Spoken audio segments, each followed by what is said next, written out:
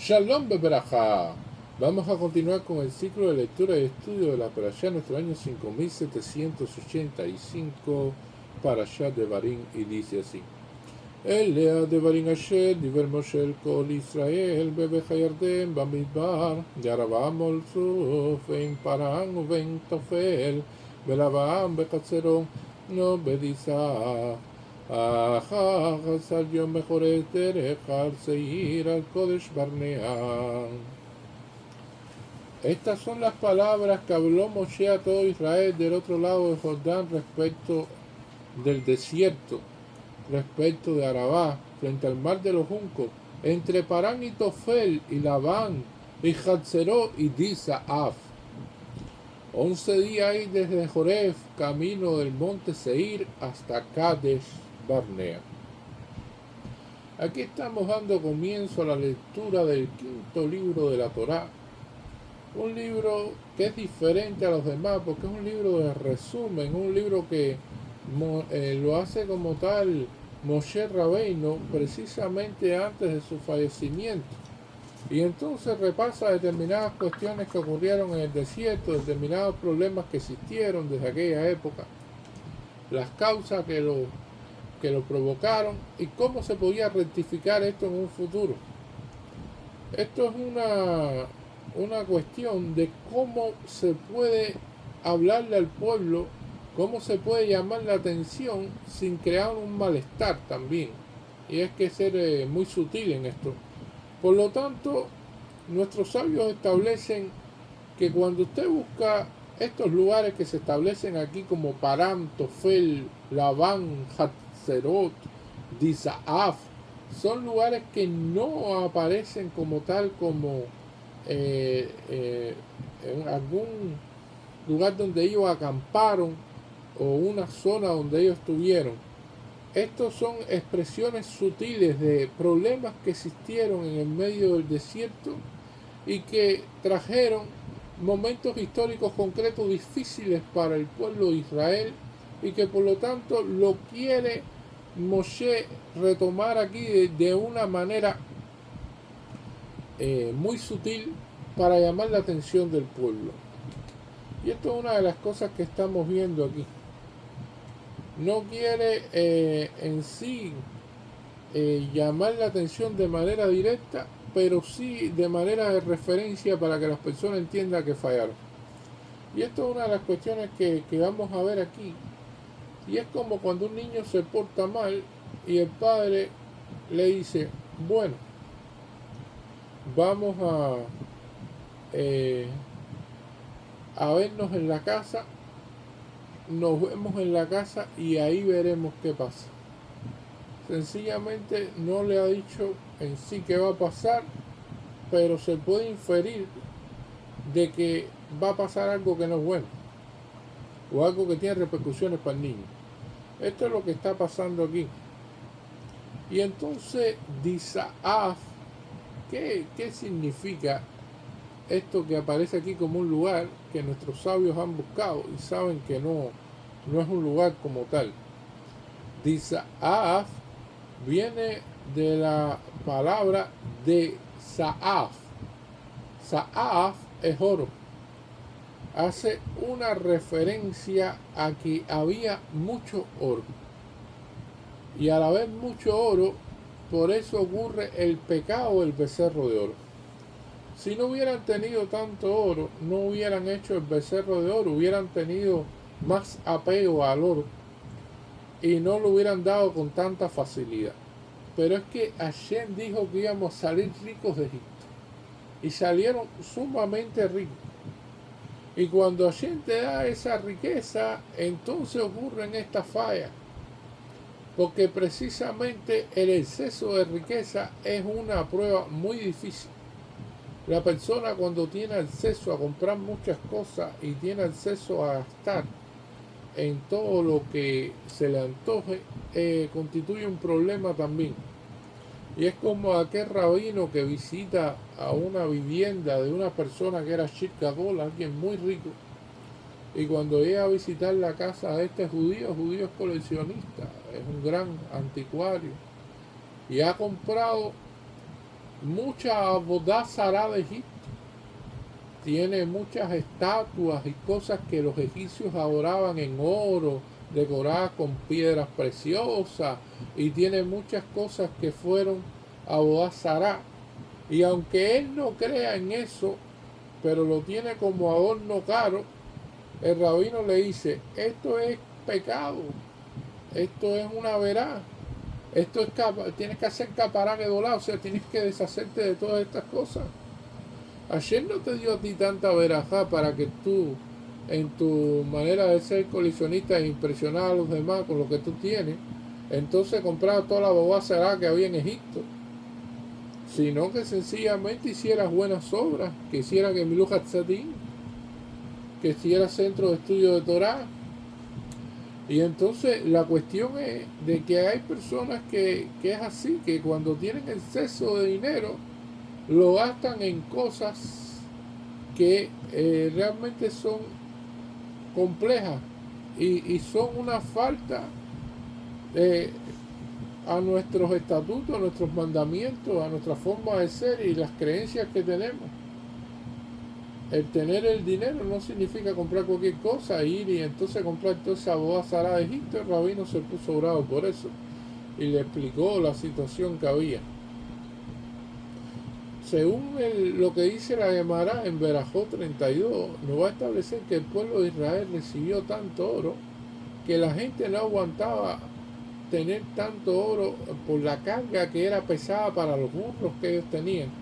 Le dijeron a Moshe que ya bastaba de tanto oro. Y esto es una de las cuestiones interesantes.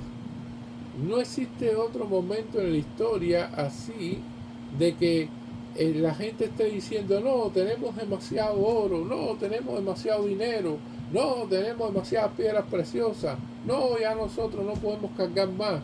Eso solamente ocurrió en ese momento en el desierto, en la salida de Egipto, que la gente tenía una cantidad de piedras preciosas y una cantidad de riqueza que entonces era disaaf, o sea, a mucho oro, y eso fue lo que lo llevó, dice, a hacer un becerro. Bueno, para allá, vamos a hacer el becerro. Hasbashalom, Balminan, que nos pase. El dinero y el oro lleva a las personas también a tener un gran orgullo. Se creen fuertes, se creen con mucha fortaleza. Llega a ser una cosa de fácil desprendimiento en ese momento, porque dicen, bueno, tenemos mucho, y hacen el becerro de oro. Y entonces, ¿qué le cantaron a ese becerro? Le dijeron, este es tu Dios, Israel, que te sacó de Egipto. Así le cantaron a ese becerro de oro. Y con el oro, la gente piensa que tenía poderes. Más que cantarle al becerro en cuestión, era la cuestión del oro, a la cuestión de la riqueza. Y realmente no hace una referencia ya al ayuno que pasó, que estamos en este periodo de Ben Ametzarín, entre las aflicciones, precisamente a esta cuestión de que estamos en el ayuno entre el 17 de Tamuz y Tisha B'Av, y se hace una referencia a esto al 17 de Tamuz, que es cuando se fueron rotas las tablas de la ley, precisamente por este pecado del becerro de oro. Un pecado en el cual ya esa relación entre Hashem y el pueblo de Israel quedó rota en esas tablas, porque cómo iban a hacer un becerro y declarar eso. Esa es una de las cuestiones que tiene la Perashá Shavua, que Moshe le está recordando qué pasó allí a través de esa palabra Disaav. La otra cuestión es la palabra Labán. Labán, como sabemos, es blanco. Y esto viene a hacer referencia al man que cayó en el desierto. ¿Qué pasó con el man? El man es un alimento espiritual, un alimento especial que Dios preparó para el pueblo de Israel, que cayó durante 40 años y que alimentó el pueblo. Caía el pan del cielo, el maná, como se conoce en español, y alimentaba a cada uno de los miembros de Israel. Y la gente vio de que el man se comportaba de manera diferente. Para los sadiquín, explica el Midrash, que el man que caía tenía el sabor que ellos deseaban y ellos podían escoger un sabor y eso es lo que sabía el man. Para los Erev Rav y personas que no eran sadiquín, que eran diferentes, bueno, entonces era más complicado. El man había que molerlo, había que hacerle determinado proceso, no le sabía tan bien. O sea, eran cuestiones en las cuales era diferente de acuerdo al nivel espiritual de la persona, su sabor. La otra cuestión es que la palabra Labán, de llamarle así por el color de la comida, viene de que era completamente blanco y que no tenía defecto, o sea, era un alimento 100% nutritivo, no tenía desperdicio. Y eso significa de que cuando comías man, no tenías que hacer necesidades fisiológicas como tal. No había que ir al baño, eso no existió. Y eso preocupó a alguna gente. La gente se sintieron preocupada por eso, porque dijeron, bueno, ¿cómo no es que nosotros no vamos a tener necesidades fisiológicas? ¿Cómo es que vamos a estar comiendo esto durante 40 años y entonces no vamos a tener que ir al baño? Y eso realmente le dijo, esto es que nosotros vamos a explotar por dentro, vamos a tener algún problema, algún trastorno. Y entonces la gente no estaba acostumbrada a eso, ni tampoco lo apreciaba en toda la grandeza que tenía el alimento. ¿Por qué? Porque en este mundo, ¿qué es lo que pasa? Este es un mundo de separación, el mundo en que vivimos, este mundo del Olam Hazé, es un mundo en que estamos separando lo que sirve de lo que no sirve, lo que es bueno de lo que no es bueno. Y mientras más separaciones hacemos, más purificación hay. Entonces, no existe un alimento, no existe una fruta que realmente no tenga semillas, que no tenga una cáscara, que no tenga un desperdicio, que tú te la comas y entonces que no te vaya a hacer ir al baño finalmente, que tengas necesidades fisiológicas. Eso no es, no, o sea, en este mundo es lo que abunda. O sea, la cuestión de que existan todas estas cosas es realmente lo que abunda en este plano en que vivimos. ¿Qué pasa? Esto es un alimento que te hace parecer más a los ángeles, el man. Porque el man cuando se come no tienes necesidad de ir fisiológicamente a hacer ninguna necesidad. No tienes tampoco ese apetito porque él elimina por completo después la necesidad de tomar agua o de comer más de lo que se comía en la ración diaria estipulada por Dios, que era lo que caía. Es un alimento que cubría las necesidades físicas y espirituales también del pueblo.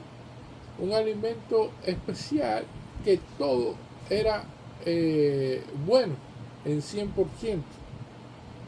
Entonces, esto es lo que pasa a nivel de Shamaim, o sea, a nivel de cielo, todo es espiritual, todo es especial, todo es bueno, todo es una cuestión de que no tienes que hacer ninguna separación. No tienes que, como comúnmente hace, te comes una fruta, bota la cáscara y entonces te comes lo que está dentro.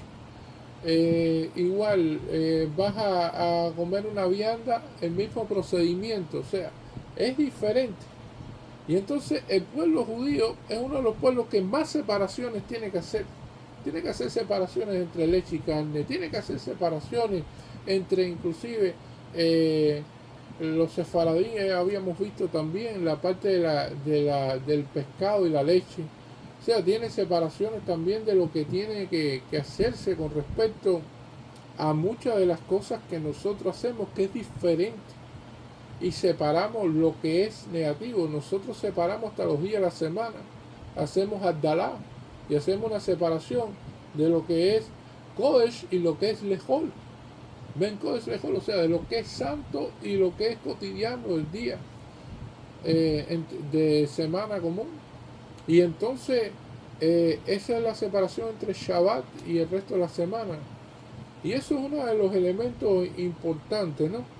Esto es una de las cuestiones en las cuales la gente no lo entendió. Dios quería que el pueblo de Israel fueran como ángeles. Y el pueblo no entendía que esa era la voluntad divina, y entonces más bien protestó por el man sin. Y esto es una de las protestas que no tenía mucho ni de qué agarrarse y que tanto molesta. Porque hay protestas en las cuales alguien tiene algo que decir. Y por ejemplo, hay una pequeña gotera en la sinagoga en una esquina. Y entonces la gente dice, wow, la sinagoga tiene tremenda filtración. Y era una pequeña gotera, caían 2 goticas, pero no, hay una tremenda filtración. La sinagoga está en un estado terrible. Y entonces empiezan las amplificaciones, porque a la gente le gusta mucho amplificar, le gusta mucho realzar las cosas más allá de lo que son en realidad. Y le gusta exagerar, siempre exagerar. Pero lo que sucede es de que en este caso no había nada por lo cual decir, aunque fuera pequeño, que fuera verdad. El man era 100% perfecto. No tenía ningún tipo de desperdicio. Y la gente no entendía eso. La otra cuestión te va a hablar de lo que es Tofet. Tofet son los espías. Y precisamente este Tofel, que viene siendo los espías como tal, que se enviaron y que también criticaron a la tierra de Israel, y que tampoco había algo malo con esta tierra. La gravedad es que la queja no tiene de dónde agarrarse, no hay algo que ellos hayan dicho de que haya sido, no, es realmente una tierra que no es fértil, no, sí es fértil, no, viven gigantes, pero ¿cuál es la cuestión?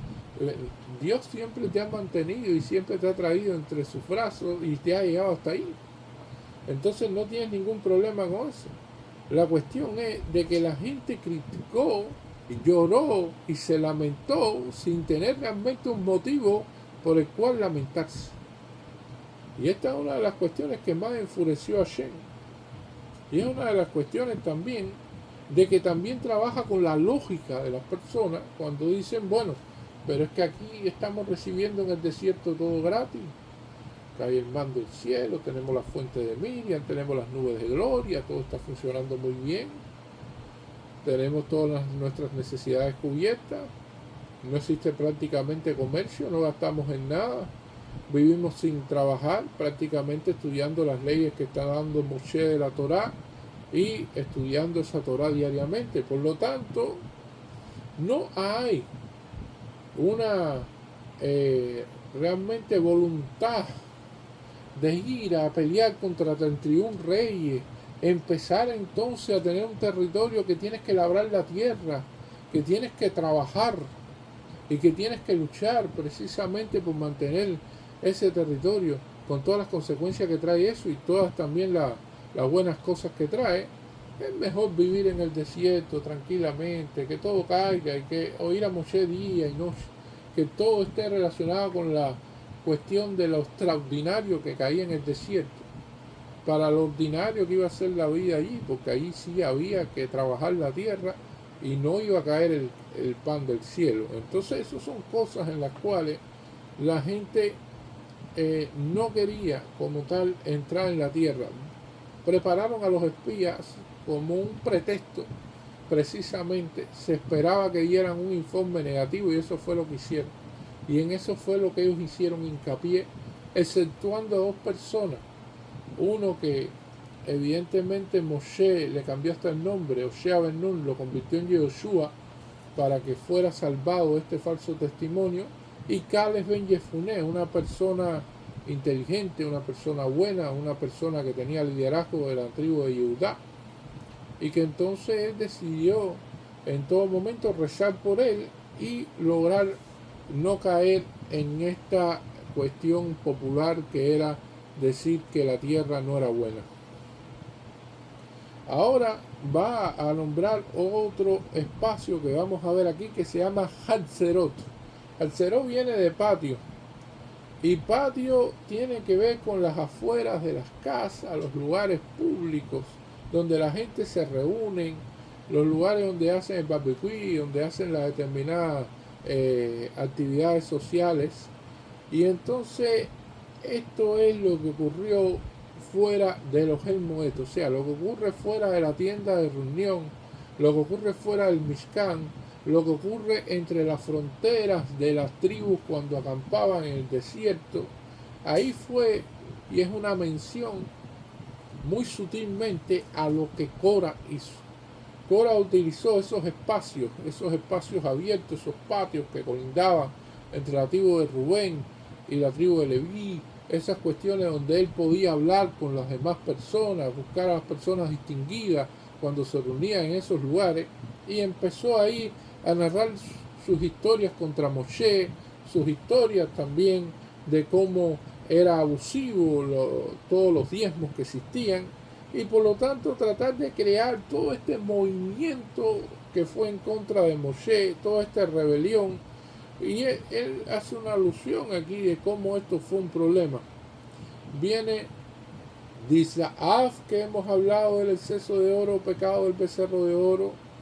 Viene Tofel como tal, que viene a hablar de los espías. Viene Labán, que viene a hablar del man en el desierto y las quejas que existieron por esto. Y viene Hatzerot, que viene a hablar de los patios y la rebelión de Cora.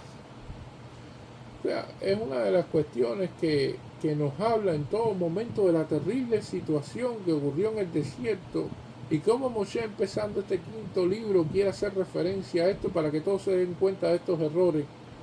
Nos dice la Torá: 11 días hay desde Joref, camino del monte Seir, hasta Kadesh Barnea. O sea, son 11 días de camino llegar desde Seir hasta Kadesh Barnea y llegar ahí a la frontera en la tierra de Israel. 11 días era esa trayectoria, pero costó 40 años de espera. 40 años estuvieron en el desierto, muriendo cada uno en la víspera de Tisha B'Av y enterrando al que quedaba muerto, y el que quedaba vivo tenía que cavar también su tumba, porque no se sabía quién iba a morir en cada Tisha B'Av, y entonces el que quedaba vivo enterraba al que murió, y así hacían. Y esto fue eliminando generación por generación del pueblo de Israel, para que precisamente pudiera crecer una nueva, se puede decir, forma de pensamiento, que fuera de un pensamiento de gente que nació en libertad, que vivió en libertad, que no pensara como habían salido como esclavos de Egipto, con ese pensamiento esclavo, con ese pensamiento tan, se puede decir, tan complejo, que no le permitía avanzar. Entonces, realizar esto realmente es una obra de Moshe de una, se puede decir, de una manera muy sutil y muy inteligentemente hecho.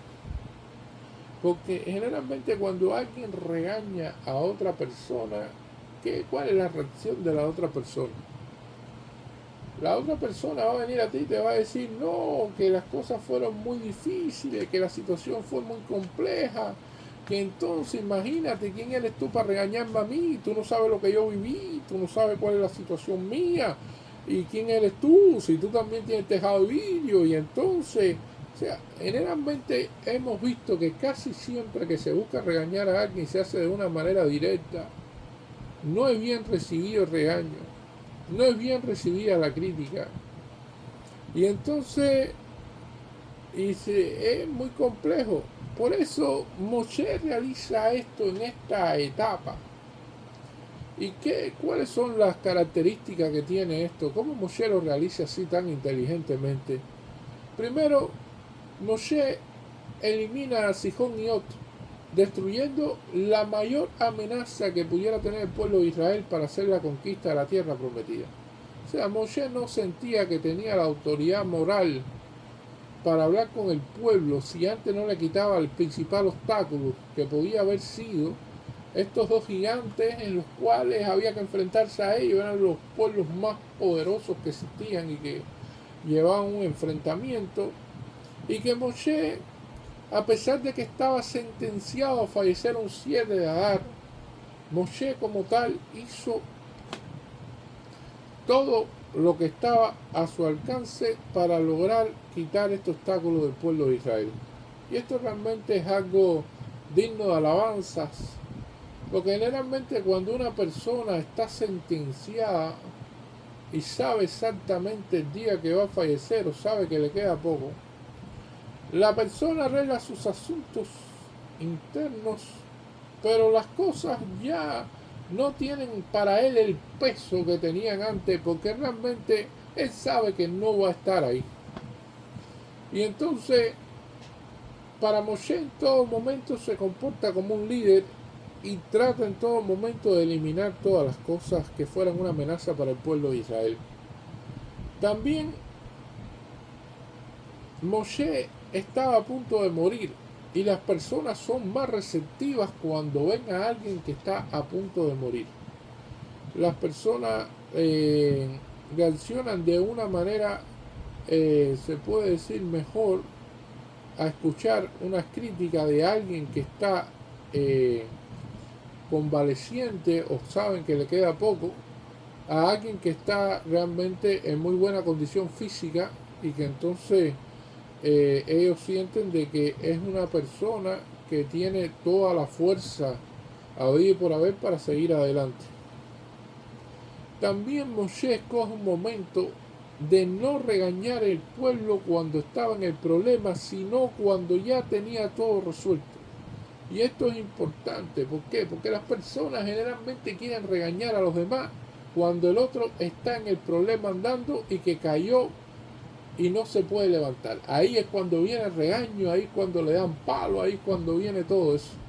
En vez de salir de ese problema y una vez que la persona se calme, que ya resolvió la situación, que ya tiene todo resuelto, entonces hacerlo reflexionar de aquella situación, pero ya en una situación de seguridad, de que no está ya en el problema que tenía, no.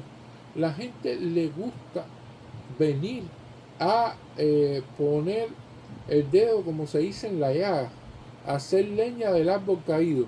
A la gente le gusta así, y entonces es el momento menos propicio para regañar. El momento más propicio para regañar, si es que existe, es el momento en que todo está resuelto, que todo pasó, que ya el peligro se fue, que ya la situación difícil fue superada, y entonces ahí se buscan las conclusiones, y ahí se buscan las repercusiones, y se busca, por supuesto, la experiencia de lo que fue lo que se vivió y cómo se pudiera evitar esta situación.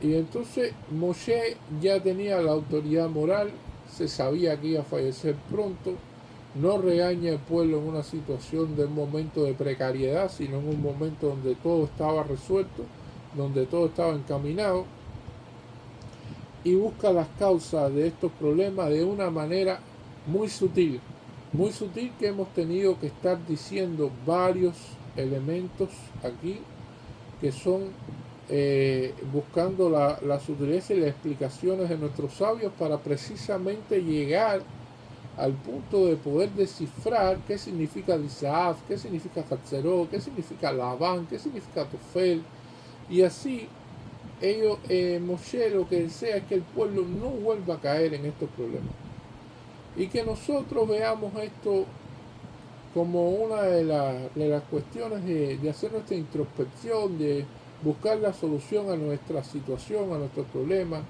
y que nuestras fallas puedan ser superadas y que puedan ser erradicadas para que seamos merecedores de tener el Be Amigdash con Moshiach, primera Meyameino, amén, Yehi Ratzon. Muchas gracias.